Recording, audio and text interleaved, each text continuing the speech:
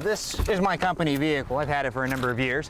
Now you can see where the rest of the home ended up, about 100 yards over there. This is an example of why the fight for civil rights is far from over. The ground is extremely soft and vehicles get stuck like this news van behind me. But to see an I-beam folded in half, now that's power.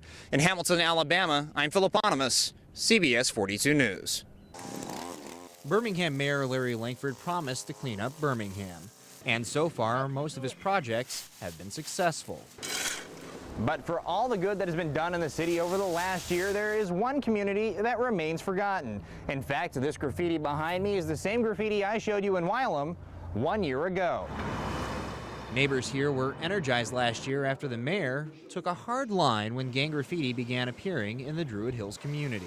I just been we gonna turn this town over to a bunch of folks out here who have decided they're gonna come in here and terrorize our neighborhoods. It's over with now. But even though the Druid Hills signs are gone, the same can't be said for Wylam. It's still here. Yes, I know.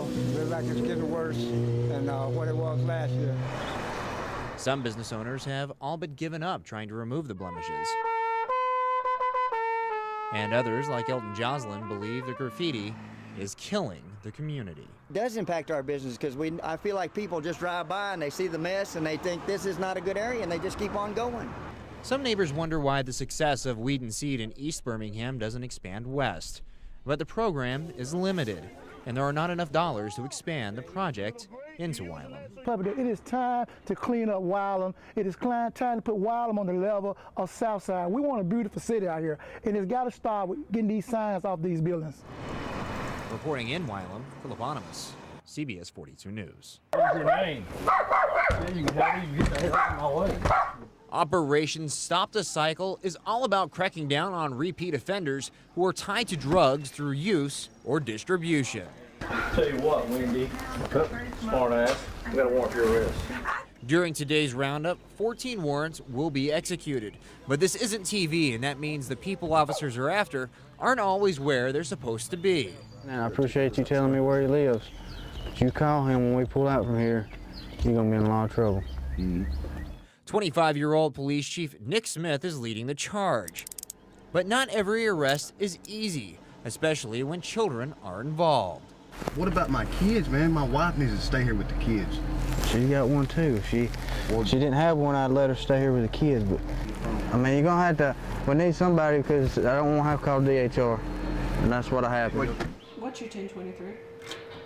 And behind every successful police operation, like this one, for instance, there's a dedicated dispatcher back at home base. Here in Parrish, the dispatcher not only makes sure the officers are getting to the location safely, but also monitors the inmates that they bring back here to the city jail.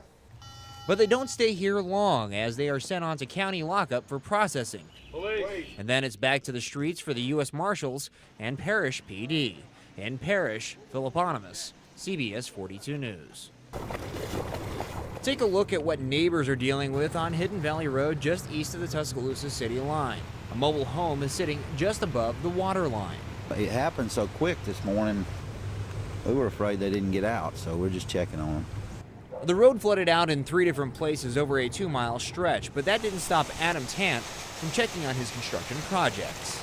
You can see the road on both sides. You don't have to be a rocket scientist to figure out where the road's at. But others in the community say it's just not worth the risk to pass a flooded roadway. We was going to try to work a little bit, haul some scrap iron, and it rained us out. So you couldn't get to work? No. Why? How high was the water? It was some places 2 or 3 foot deep.